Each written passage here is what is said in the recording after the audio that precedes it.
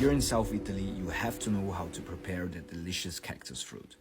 Nag-crave ako, kaya tara, kumain tayo ng cactus fruit. Let's go! Let's see! I have this. Come on! So ito guys, ano na siya? Hugas na. So, let's eat. Balatan natin ha. Hinog na siya.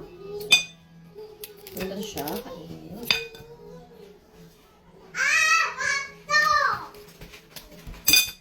Ito na guys. Open. Ayan. Kita nyo ba? This is so good. Okay, let me try.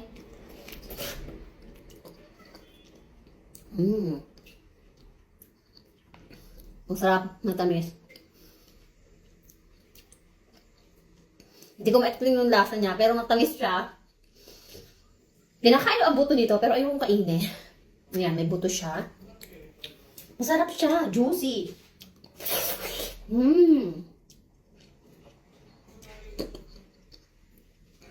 Sarap.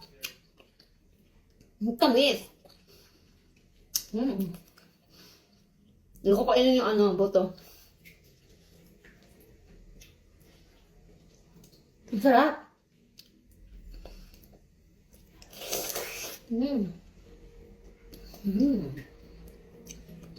Sobrang juicy.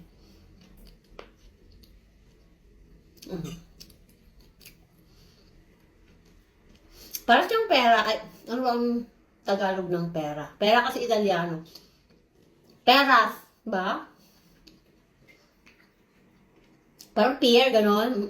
Yung siya, yung lasa niya. Malapit siya doon. Pero, yun lang, malapit lang. Siguro nasa 30% yung lapit niya sa pears.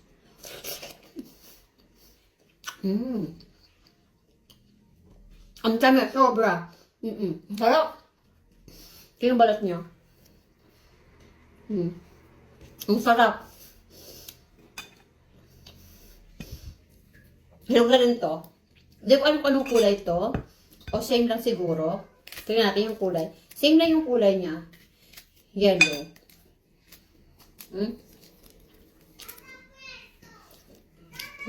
Ang sarap. The best.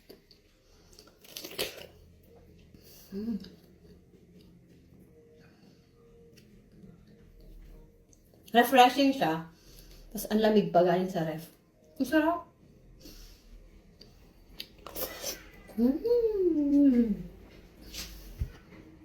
So lang. Thank you for watching. Bye!